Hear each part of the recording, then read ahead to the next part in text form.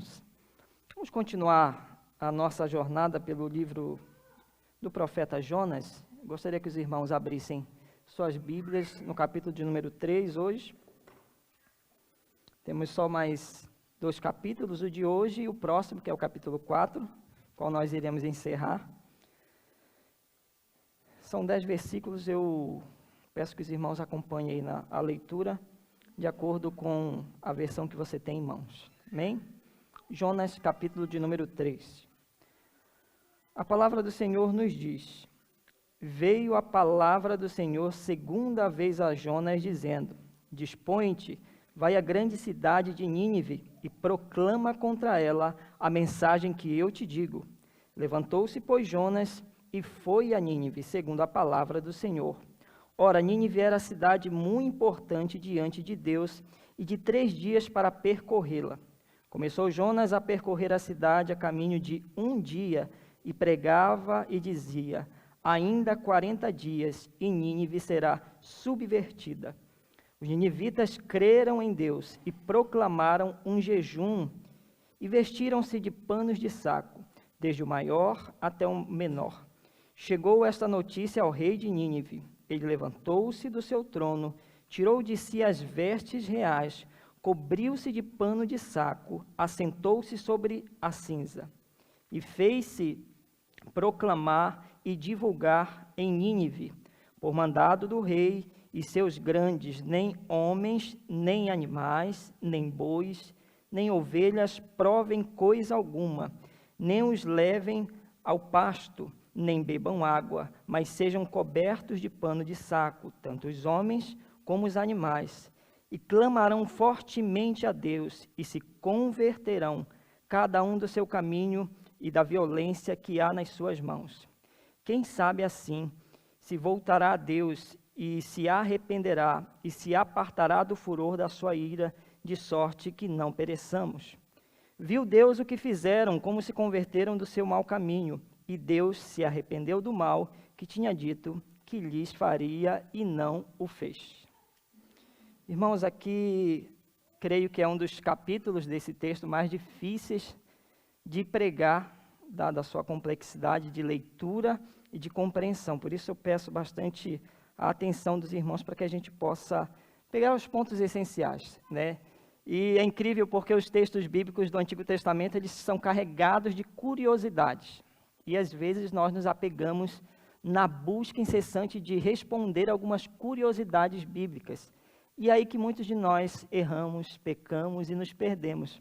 Porque a Bíblia não é um livro de curiosidades, mas é um livro de transformação. E há algo essencial no texto. O que ele nos fala realmente? Qual é a mensagem que o autor queria transmitir, tanto aos ouvintes do passado, quanto a nós, a Igreja do Senhor, hoje? Por isso eu gostaria de fazer a leitura desse texto hoje, ou usar da interpretação de forma bem simplória, mas trazendo a mensagem que Deus tem para as nossas vidas. Por isso eu gostaria que vocês se desapegassem um pouco dessas curiosidades, pois o capítulo 3 é cheio delas. E é claro, um ponto ou outro nós vamos comentar sobre isso. Mas todo o texto há um tema central. A gente gosta de chamar de grande ideia do texto. E eu creio que aqui nós colocamos um pouco sobre 2 grandes ideias desse texto. A primeira é a pregação do profeta. A segunda é o arrependimento dos ninivitas. O texto, ele gira em torno disso. Por isso eu destaquei os versículos de número 1 ao 4. E o tema que eu consegui achar aí, que fala a respeito do chamado de Deus e o quão ele é irrevogável. O chamado de Deus é irrevogável. Como nós já falamos, o texto que nós estamos tratando aqui fala sobre um Deus soberano, um Deus poderoso que demonstra o seu poder de forma magnífica. Isso acontece de cara nos primeiros capítulos, quando nós vemos Deus agindo sobre as forças da natureza, sobre o mar, tanto agitando o mar quanto acalmando o mar, tanto agindo em um animal para que o obedecesse, e assim também transformando a vida por onde o profeta passava. E é interessante a gente lembrar um pouquinho do que aconteceu no capítulo anterior. Além dos ninivitas, o arrependimento começa lá naquele barco. Pessoas que tiveram um encontro com Deus. mas um encontro um tanto que abalando o psicológico deles. E é um ponto que eu gostaria de tratar na segunda parte desse texto. Mas primeiro vamos falar sobre esse chamado. Um profeta do Senhor sabia muito bem que uma vez chamado, esse chamado não era revogado, ele era irrevogável. Uma vez chamado por Deus, para sempre será servo de Deus. Isso para nós que defendemos também a não perda da salvação, a salvação como algo essencial do Espírito Santo que coloca em nós e não a retira, é assim que nós compreendemos, porque uma vez que nós somos salvos, sempre salvos. Mas além da salvação, vem as responsabilidades que são colocadas, como por exemplo, um ministério. A vida de um pastor tem que ser centrada na vida ministerial também, além da vida familiar, que creio que é a mais importante de todas. Se nós tivermos uma ordem clara, a família vem em primeiro lugar, isso depois da nossa redenção a Deus, a nossa total entrega a Deus. Depois vem a entrega à família. Em terceiro lugar, se nós fôssemos colocar uma ordem, vem o ministério. É interessante que o profeta, ele não tinha um lar fixo. O profeta, ele era inteiramente alguém separado para o Senhor. Isso acontece também no Novo Testamento com alguns dos apóstolos que compreenderam a árdua tarefa de elevar a palavra de Deus, né? E a gente vê o exemplo de Paulo, por exemplo, que é muito criticado por muitos, né, e exaltado por outros em relação à sua escolha. Ele tomou uma escolha em sua vida, ou ter uma família ou não ter. Ele, na verdade, não tinha uma família, não foi casado, pelo menos não no ministério. Alguns estudiosos vão dizer que provavelmente antes de ter aquele chamado feito direto por Cristo, ele pode ter sido casado, né, pelo cargo que exercia e tudo mais. Nós não sabemos de forma clara. Mas ali na vida de Paulo, a gente observa um pouco sobre a vida de um profeta também. A responsabilidade de levar a palavra de Deus.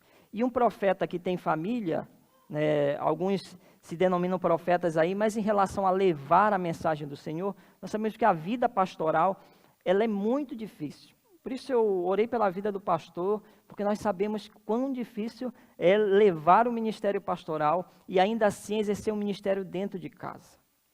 Pois é, o profeta, apesar de estar bem entregue a essa vida de profeta, ele tinha uma responsabilidade da sua casa, do seu lar. No caso de Jonas, era com Israel. E ele se apega muito, né, de maneira assim, tão arraigada à sua terra, à sua parentela. A gente lembra um pouquinho de Abraão também, aquela mensagem que é dita por Deus para Abraão, a promessa que é feita, sai da tua terra, da tua parentela, e a gente vê o quanto difícil é fazer isso. Porque quantos de nós estamos aqui, mas queríamos estar perto dos nossos parentes, amigos que nós deixamos para trás. Então, a vida ministerial de alguém é uma entrega árdua. E o profeta sabia de tudo isso. O profeta sabia do seu chamado. Por isso, a mensagem deste texto diz o seguinte: a palavra do Senhor veio segunda vez a Jonas dizendo. Vamos lembrar do capítulo de número 1? O que dizia? Dispõe-te, Jonas. Né? A mensagem, a ordem do Senhor é que Jonas deveria se dispor. E o texto diz que ele se dispôs, mas para quê? Para fugir da presença do Senhor.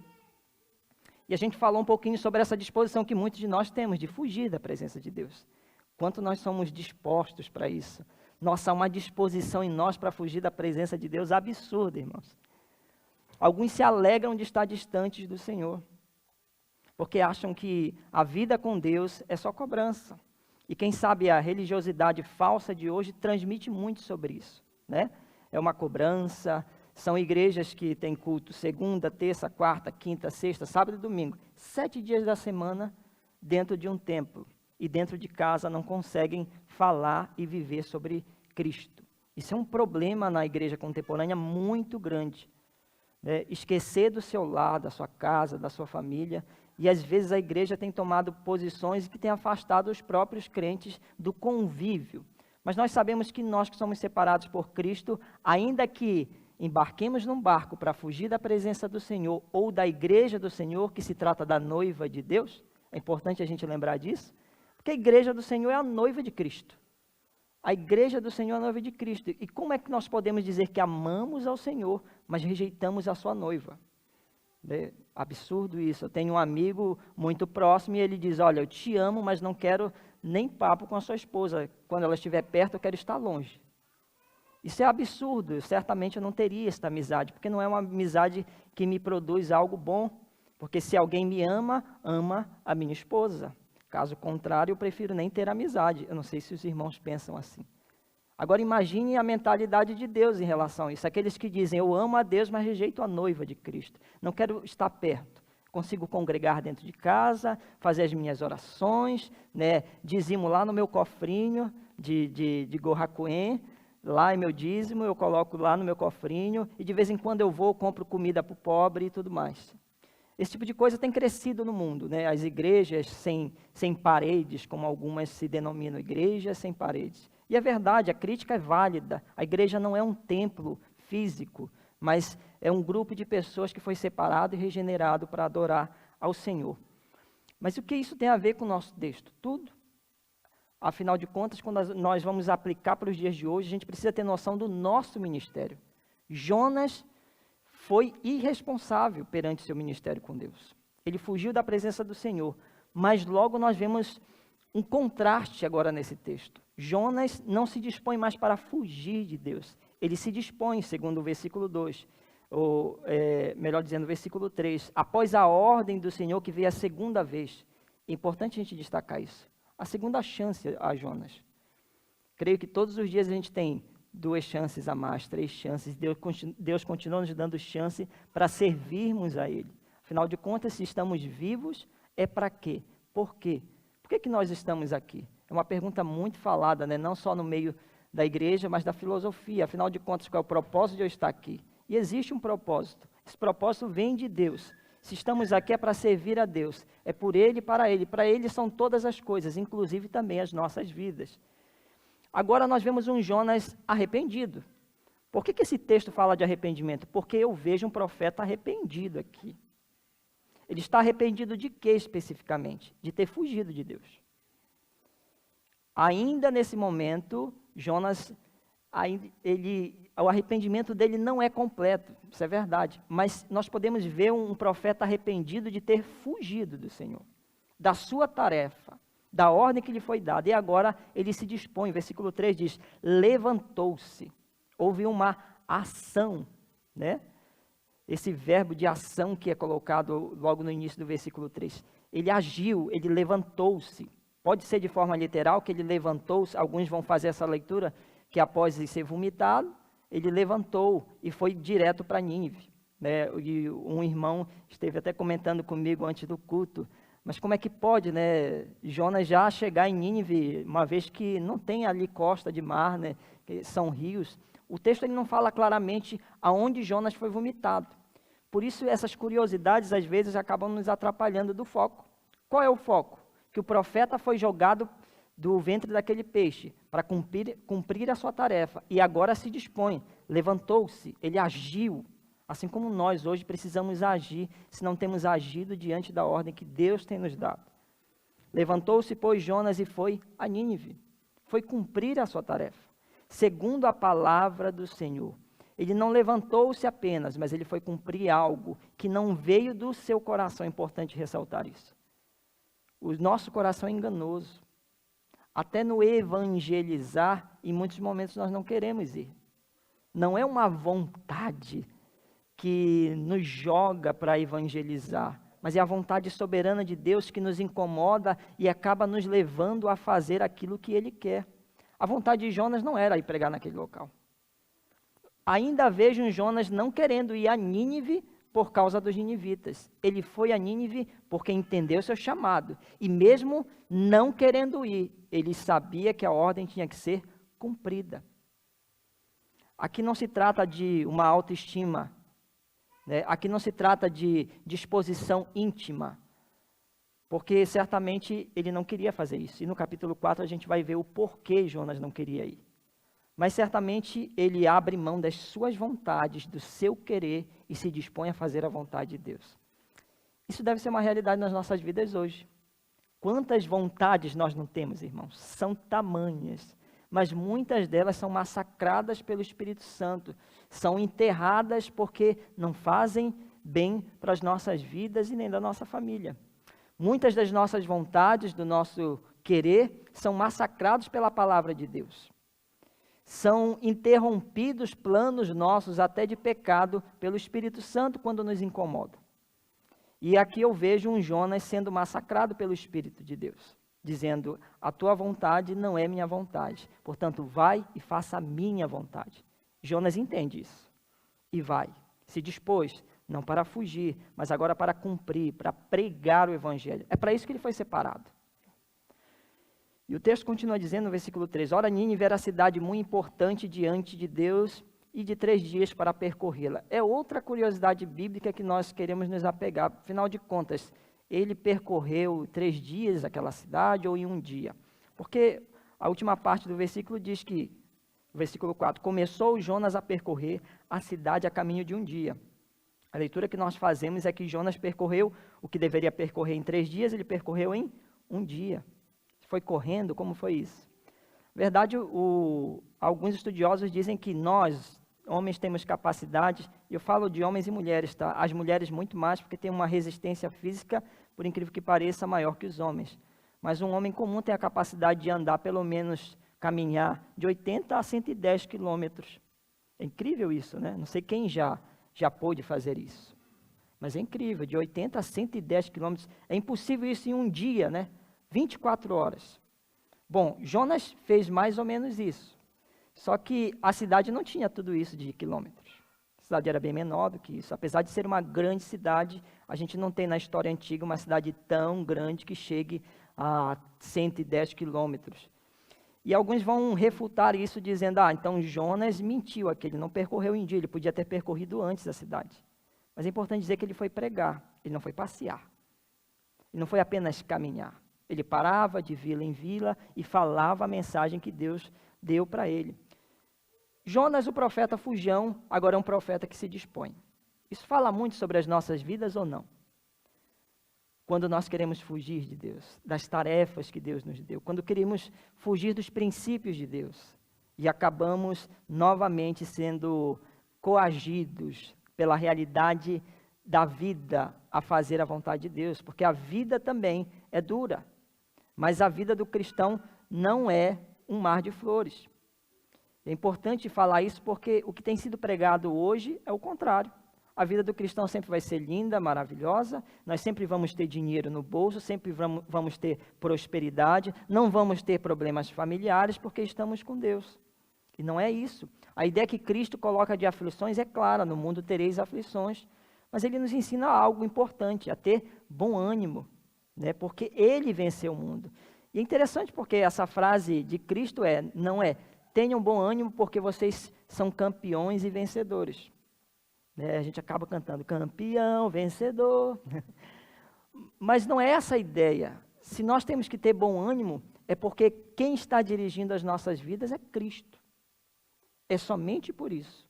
Somente porque Cristo nos salvou e nos libertou, é que nós temos a esperança de que teremos dias melhores. Quem sabe isso não será aqui na terra. Mas de certeza a Bíblia nos ensina que haverão dias melhores, pessoas melhores na vida eterna. Onde não vai haver choro, nem ranger de dente, onde nós não vamos ter esses problemas cotidianos que nós temos hoje, mas viveremos eternamente para servir e adorar o nosso Deus. Essa promessa divina. Então, as curiosidades bíblicas acabam nos afastando do que é realmente essencial desse texto. Jonas, independente de quanto tempo ele percorreu, uma coisa é certa, ele pregou o que deveria ser pregado. E por isso a gente vai ver a segunda estrutura desse texto. A desconfortante mensagem de Deus. Eu trouxe esse tema porque, como eu falei anteriormente, o que nós temos ouvido de pregação hoje é totalmente inverso. A palavra de Deus parece que tem que trazer sempre conforto e consolo, mas nem sempre. A palavra de Deus pode confortar os nossos corações? Sim ou não? Sim, é óbvio que conforta. Se a gente lê salmos maravilhosos, a gente fica contente em saber o quão Deus é majestoso e maravilhoso. Mas a mensagem que foi até Nínive foi um pouquinho diferente. Não foi uma mensagem de conforto e de consolo, mas foi uma mensagem de condenação. Se Jonas pudesse colocar um tema na sua mensagem, seria de condenação. A mensagem, quem sabe não foi apenas essa frase que Jonas disse. Provavelmente Jonas falou àquele povo o porquê da ira de Deus. Afinal de contas, o capítulo 1 diz que Deus diz a Jonas: vai até Nínive e proclama contra ela, porque a sua maldade subiu até mim. Ou seja, as práticas daquele povo trouxeram ira a Deus. E Deus aqui nesse texto é um Deus irado. Apesar da grande misericórdia revelada nesse texto, esse é um Deus irado por causa do pecado de Nínive, pelo pecado daquele povo, mas não somente de Nínive. Começou Jonas a percorrer a cidade a caminho de um dia, e a mensagem que ele dizia era: ainda 40 dias, e Nínive será subvertida. Uma tradução mais clara para os dias atuais será destruída em 40 dias. Me digam, essa era uma mensagem de consolo, de conforto? Deus não mandou uma mensagem dizendo àquele povo: olha, vocês estão conquistando tudo porque vocês são prósperos. A prosperidade de vocês é fruto do grande potencial que vocês são hoje, do exército de vocês. O ponto da mensagem do profeta Jonas é o pecado. Claramente é o pecado. Porque se havia uma consequência, é porque houve um ato que desagradou a Deus, não só um ato. E é importante a gente saber o que era Nínive, quem Nínive era e quais eram as suas práticas. Na época em que Jonas chegou àquele povo vivia uma decadência moral, eles viviam uma decadência de justiça social, porque não havia justiça social em Nínive, e também uma decadência religiosa, porque eram pagãos, adoravam a outros deuses. Afinal, aquela era a cultura deles, mas aquilo também desagradava a Deus. Aquele era um povo cruel, que tratava os seus escravos de qualquer forma, que às vezes nem gostavam de ter escravos. Eles preferiam matar os seus inimigos por completo, ao invés de ter escravos. Tudo isso fruto da sua maldade. Não sei quantos já ouviram as teorias da árvore de Natal, da onde ela surgiu, mas alguns teóricos dizem que Nínive foi, na verdade, a influência de Nínive de fazer árvores, trouxe isso para a vida dos cristãos, para a cultura cristã. Sinceramente, eu ignoro algumas dessas teorias, mas quando nós vamos ver sobre Nínive, é real que eles faziam tanto paredões com corpos humanos e cabeças humanas, quanto penduravam em árvores. Isso para exemplificar o tamanho da crueldade daquele povo. Era um povo que preferia não ter escravos, mas exercer sua crueldade tirando a vida, não de qualquer jeito, mas de maneira cruel. Nós estamos falando de um povo decadente religiosamente, decadente na ética, na moral, e que também não havia justiça social. Era um povo que não conseguia exercer justiça. Tudo isso feria a Deus. A terceira estrutura fala sobre agora o arrependimento desses que nós estamos falando, cruéis. E a gente olha de forma assim, tão espantada para a atitude daquele povo. E parece-me que apenas eles são cruéis. E vale ressaltar o quanto nós somos cruéis no nosso íntimo, irmãos. Ah, pastor, nunca matei ninguém. Graças a Deus que você nunca matou. Mas certamente muitos já tiveram impulso e vontade de fazer algo ao próximo, que quem sabe poderia ser levá-lo à morte. Mas quantos já não desejaram mal ao outro? Quantos já não riram e se agradaram quando alguém tropeçou na vida, quando alguém caiu e disse: bem feito, ele merecia. Como se nós mesmos merecêssemos algo bom. E é aqui que está a centralidade da mensagem de um grande pregador chamado Spurgeon, que muitos já devem ter lido e alguns devem assistir ainda as suas pregações. Hoje no YouTube você tem algumas traduções das pregações de Spurgeon, e nós vemos a maravilha com que aquele homem pregava o Evangelho. E a mensagem que ele trazia era uma mensagem que falava sobre pecado, e muitos eram salvos. A gente vai ver agora, dos versículos de número 5 ao 10, que diz o seguinte: os ninivitas creram em Deus. Primeiro ponto, houve fé crença em Deus. Mas o que exatamente em Deus? Que Deus era poderoso o suficiente para destruir aquela nação, aquele povo. E proclamaram um jejum.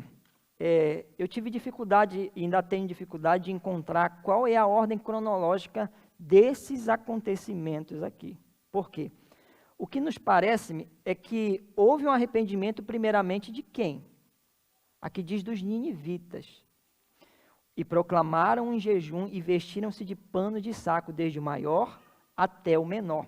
Depois, na sequência, nós vemos que essa mensagem chegou a quem? A notícia chegou ao rei de Nínive. Certamente, esse não era um rei, mas era um governante que era também chamado de rei, mas não era o rei de toda aquela região, e sim de Nínive propriamente dito. E aqui a ordem dos acontecimentos parece que fica um pouco subjetiva. Por quê? Depois que essa notícia chegou ao rei, é que é proclamado, e através de um decreto, ele diz o seguinte: levantou-se do seu trono, tirou de si as vestes reais, cobriu-se de pano de saco e assentou-se sobre a cinza. E o seguinte decreto diz: e fez-se proclamar e divulgar em Nínive, por mandado do rei e os seus grandes. Nem homens, nem animais, nem bois, nem ovelhas provem coisa alguma, nem os levem ao pasto, nem bebam água, mas sejam cobertos de pano de saco, tanto os homens como os animais, e clamarão fortemente a Deus, e se converterão cada um do seu mau caminho e da violência que há nas suas mãos. Quem sabe se voltará a Deus e se arrependerá, e se apartará do furor da sua ira, e de sorte que não pereçamos. A ordem dos acontecimentos, para mim, fica claro o seguinte: o povo recebeu a mensagem, foi consumido por aquela mensagem, de tamanho arrependimento, que essa mensagem chegou ao rei daquela cidade. O rei, ao ver o arrependimento de um povo, também se arrependeu. E é interessante trazer isso para os dias de hoje, porque muito se fala em corrupção de governos. A gente é muito incomodado com os nossos governantes, também empodera. Nós estamos falando do Brasil, é claro, né? É a nossa realidade. Daqui a gente tem pouco a falar. Mas do nosso Brasil, quanta gente se incomoda com os nossos governantes. Nós queríamos ter tanto um governante temente a Deus. Eu não sei se essa é uma vontade só minha, era tão bom ter um governante totalmente temente ao Senhor. Todos nós queríamos isso? Lógico que queríamos. Mas às vezes nós idealizamos algo que deveríamos idealizar para nós. Porque um povo que se arrepende pode sim levar um governante ao arrependimento, como nós vimos em Nínive. Uma população se arrependendo dos seus maus caminhos. E a gente sempre pensa no caminho inverso. Nossa, a gente precisa ter um bom governante para ser uma boa pessoa.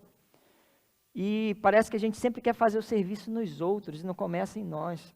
A gente fala de corrupção no Brasil, mas o brasileiro é muito corrupto. O quão nós somos corruptos em muitas coisas, irmãos, e queremos ver a transformação em governo. Mas é interessante que o governante sai da onde? Do povo.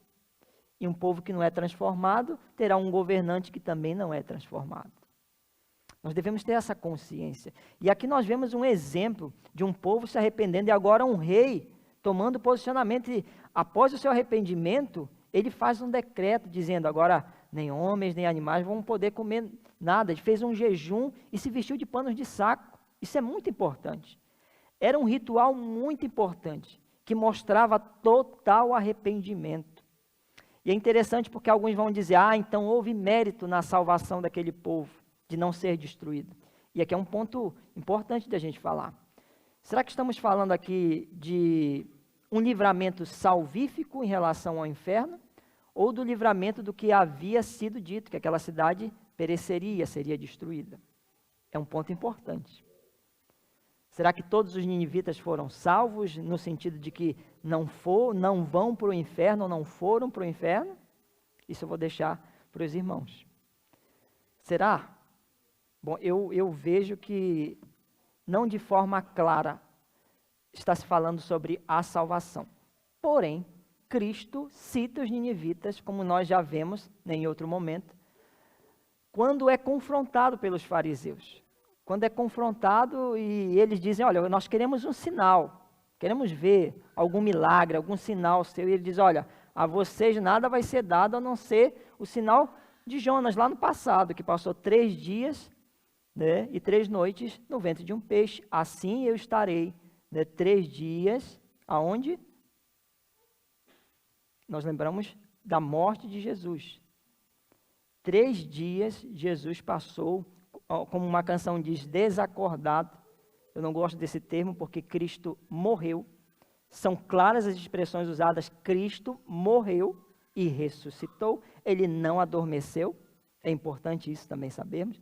Cristo não adormeceu, não tirou um cochilo. Ele morreu em carne e ressurgiu em carne. Isso é muito importante, irmãos, porque se ele não morresse em carne, o sacrifício não seria completo, o sacrifício de Cristo. E ele faz essa referência aos ninivitas como um verdadeiro arrependimento. E diz, olha, no dia do juízo, os ninivitas estarão aqui para condenar vocês. Vocês, fariseus. Isso não está falando diretamente que aquele povo estará na Nova Jerusalém, mas nos traz uma mensagem importante, que aquele povo se arrependeu verdadeiramente. Cristo reconheceu isso. O arrependimento deles era claro. O arrependimento daquele povo foi claro e Cristo usou isso para falar o coração dos judeus. Por que eu falo isso? Porque esta mensagem do livro de Jonas tem um propósito além de levar salvação a Nínive. O propósito de levar a mensagem aos judeus sobre o total amor de Deus. Quando nós vemos a quarta estrutura, nós vamos ver o versículo de número 10 falando exatamente sobre isso. Deus revelando a misericórdia aos ninivitas. Viu Deus que fizeram, como se converteram do seu mau caminho. E Deus se arrependeu do mal que tinha dito que lhes faria. O arrependimento dos ninivitas é algo irrefutável, irmãos.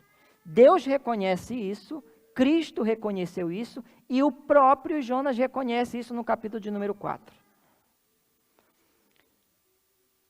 Falamos de um povo cruel que se arrepende. E a nós hoje, um povo cruel que um dia se arrependeu dos seus maus caminhos e que foi salvo pelo Senhor.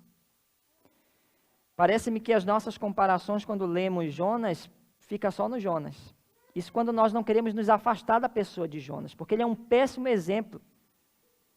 Quando a gente vê, no geral, essa história, a gente diz, não quero ser igual a Jonas. Diferente de alguns que dizem, eu quero ter o coração igual de Jó, né? Quero ter o coração de Jó, mas ninguém diz, eu quero ter um coração igual de Jonas. Ninguém diz, eu queria ser igualzinho a Jonas. Parece que a gente se afasta um pouquinho. Não, eu jamais quero ser igual a Jonas. Mas o fato é que nós somos igual a Jonas. Nós fugimos das nossas tarefas diárias para com o Senhor, sim ou não? Fugimos, irmãos. Deixamos de pregar o Evangelho, deixamos de nos alimentar da palavra, deixamos de orar, deixamos de amar o nosso próximo. Queremos, às vezes, ver a salvação dos nossos familiares, mas dos cruéis não. Porque a gente imagina que o céu não é um lugar para cruéis. Porque a gente imagina que a salvação foi feita só para quem presta, mas a realidade é que o mundo não presta e nós também somos o mundo. O pecado está dentro de nós ainda, irmãos. Isso é uma realidade. Mas o que faz diferença nas nossas vidas é que existe algo que tira o poder do pecado de nós, que é o Espírito Santo de Deus. Nós queremos ver a nossa própria salvação, mas a salvação do cruel, não. Ninguém quer ter um cruel dentro da igreja. Jonas também sentia um pouco disso. Por que ia querer salvação de um povo pagão, destruidor, que matava por bel prazer? Eu e você, às vezes, temos esses sentimentos. E é isso que Deus está tratando no coração de Jonas. Qual o tamanho da misericórdia de Deus e qual o tamanho da nossa misericórdia? Até que ponto eu estou preparado para exercer misericórdia? Deus revela aos marinheiros a sua grande misericórdia. Deus revela a Jonas, ao fazer o peixe, jogá-lo na praia, a sua grande misericórdia. Deus revela aos ninivitas, cujo nenhum compromisso Deus tinha com aquele povo. Nenhum compromisso. Aquele não era o povo escolhido de Israel. Deus não havia feito promessas àquele povo, mas ainda assim os salva da destruição. Porque existe algo essencial nesse texto, que é o arrependimento, irmãos. E não sou eu ou você que vamos achar isso bom ou ruim. O certo é que todas as vezes que Deus se depara com arrependimento profundo e verdadeiro, Ele exerce misericórdia. Todas as vezes que nós vemos alguém se rendendo aos pés do Senhor, Ele exerce misericórdia. E eu falo isso de maneira atemporal. Independente se Deus sabia ou não se aquela pessoa ia se arrepender, Ele já tinha decidido, desde a fundação do mundo, que salvaria aqueles que Ele escolheu, aqueles que somente Ele escolheu. O problema está aí. Jonas queria escolher os salvos, mas a escolha dos salvos vem sempre de Deus. Às vezes nós queremos escolher para quem pregar, mas a Bíblia é bem clara, prega a palavra a tempo e fora de tempo. Isso está implícito que a gente vai pregar toda hora, e se vai pregar toda hora, vai pregar para todos. Nós não sabemos quem irá ser salvo, é verdade, mas a nossa tarefa é pregar o Evangelho. Irmãos, é difícil demais pegar esse ministério para nós, porque nós imaginamos que isso é tarefa do pastor Glauber, nós imaginamos que isso é a tarefa do missionário, que é pago para isso, que leva a sua família inteira para um campo missionário. Nós achamos que isso é tarefa do professor da EBD, mas nós esquecemos que a ideia de pregar o Evangelho é para todos aqueles que foram escolhidos para ser igreja do Senhor. É nossa, irmãos. Nós não estamos falando que todos serão bons teólogos aqui e totalmente conhecedores das profundezas da mensagem de Deus. Não é isso. Mas da sua maneira, do seu jeito, da possibilidade que você tem, pregue. Pregue a palavra. Não se ausente como Jonas se ausentou no primeiro momento. Deus está te dando a oportunidade, pregue a palavra. Você tem um amigo, fale a palavra a ele. Não esqueça disso, isso é essencial, irmãos. Isso faz parte do povo, inclusive, que nós somos denominados reformados, né? E alguns acham que reformado não prega. Isso não é uma crítica nossa, é a crítica de fora, porque eles imaginam que, já que sabemos que Deus predestinou para a salvação, nós não precisamos pregar. Pelo contrário, a mensagem de Deus sempre foi: levem a palavra. Mateus 28, de 18 a 20 é claro. Todos nós devemos pregar o Evangelho. O Evangelho continua transformando, continua salvando.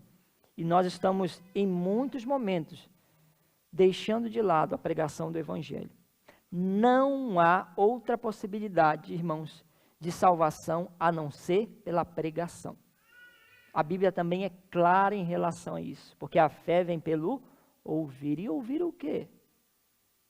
Como foi a partida do jogo de futebol? Como foi a novela coreana que eu assisti essa semana? Não, é a pregação do Evangelho. Ainda que seja simples, fale do Evangelho. Não se cale diante daqueles que estão perdidos, irmãos. Pregue o Evangelho a tempo e fora de tempo. Faça como Jonas. Aceite a responsabilidade que Deus te deu e não fuja dela. Isso é para todos nós. Todos nós hoje somos os profetas, porque nós temos a tarefa de ouvir a mensagem e de transmiti-la às pessoas. Todos nós somos profetas. Profeta não é alguém especial. Jonas aprendeu isso. O que era especial era o plano de Deus, que não embarcava as vontades de Jonas, mas inteiramente a vontade de Deus. Pregue o Evangelho, não deixe de pregar. Fale da palavra do Senhor. E a gente vê esse último termo, ao qual nós colocamos em negrito aí, que tem incomodado muitos estudiosos ao longo dos tempos. E Deus se arrependeu do mal que tinha dito que lhes faria e não fez. Em outras palavras, Deus não destruiu aquela cidade. Mas a gente quer se apegar, afinal de contas, Deus se arrepende ou não se arrepende? Entenda que algumas palavras aqui são ditas de maneira antropomórfica. O pastor Glauber já explicou várias vezes sobre o antropomorfismo, né? Essa ideia dos sentimentos da raça humana que são transmitidos para Deus para facilitar a pedagogia, o ensino da palavra de Deus, né? Então, a ideia de arrependimento aqui não é porque Deus pecou, está arrependido de ter pecado. Isso é o homem. O homem se arrepende porque compreendeu que fez algo de errado. Não é esse arrependimento que nós vemos aqui. Não é arrependimento porque Deus estava errado, porque ele estava certamente justo, o seu julgamento era justo, aquele povo merecia condenação, aquele povo merecia a destruição. Deus está correto na sua fala, no seu plano de destruir aquele povo, mas esse Deus nunca deixou de ser misericordioso para quem verdadeiramente se arrepende. Isso é um fato. Nós estamos falando de um arrependimento. Nós vemos dois tipos de arrependimento aqui, dos ninivitas e o arrependimento de Deus. Os ninivitas se arrependeram do mal que fizeram, e Deus se arrependeu de destruir aquela nação, porque viu neles um verdadeiro arrependimento. Parece algo absurdo, mas não é. Deus continua sendo misericordioso.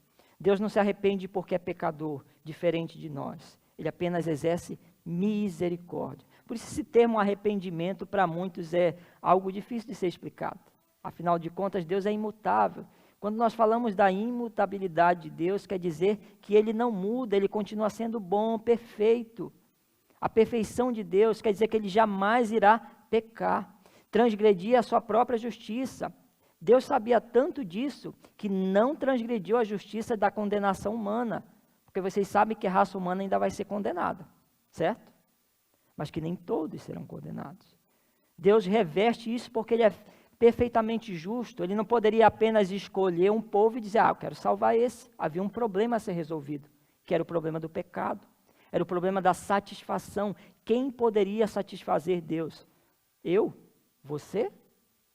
Eram as nossas obras que poderiam satisfazer ao Senhor? Vocês acham que foi os panos de sacos que satisfazeram ou satisfizeram Deus? Irmãos, o que Cristo fez na cruz transcende os tempos. E eu não tenho dúvida nenhuma que aquela oração que Cristo fez, e o momento que Ele foi para a cruz, e o momento que Ele ressuscitou, abarcou todos na história da humanidade. Inclusive os judeus que esperavam o Messias vir. Aqueles que foram salvos pela esperança. O que Cristo fez ali na cruz do Calvário transcendeu os tempos. E eu não tenho dúvida que aqueles panos de sacos que os ninivitas vestiram naquele dia, de nada valeram. Sabe o que verdadeiramente valeu ali? O plano de Deus redentor, tanto para a vida daquelas pessoas, quanto para nós hoje. E aquela gera uma mensagem clara, de que Deus queria salvar muito mais do que Israel, mas posteriormente Ele abriria a salvação para nós hoje. De todas as nações, pessoas seriam salvas e libertas em nome de Jesus. E nós ficamos muito felizes de poder saber o quão maravilhoso e amoroso o nosso Deus é. Na semana que vem nós vamos ver a última mensagem desse livro, que trata a respeito do profeta de Deus e o seu Deus. Nós vamos ver que não há um desfecho claro de Jonas, da história de Jonas, mas o capítulo 4 vai nos ensinar muito a respeito de quem Deus quer que sejamos. Amém, irmãos? Que Deus nos abençoe, que durante essa semana nós possamos pensar sobre misericórdia, possamos pensar sobre arrependimento, porque ainda há tempo de se arrepender. Eu lembro de um missionário amigo meu que ele sempre diz, olha irmãos, hoje tem culto, se você tem alguma coisa, se arrependa e venha logo. E ele não está falando sobre salvação, está falando sobre pecado, porque todos os dias a gente tem que se arrepender dos nossos pecados, irmãos. Arrependimento não é só para a vida de Jonas, é para nós hoje, não só para os ninivitas, para os marinheiros, mas essa semana a gente tem a oportunidade de analisar um pouco a nossa vida e se arrepender dos pecados. Que nós possamos nos arrepender diariamente sobre tudo que nós fazemos que ofendemos a Deus. Bondoso Pai, querido, amado, poderoso, misericordioso, nós queremos te agradecer, Deus.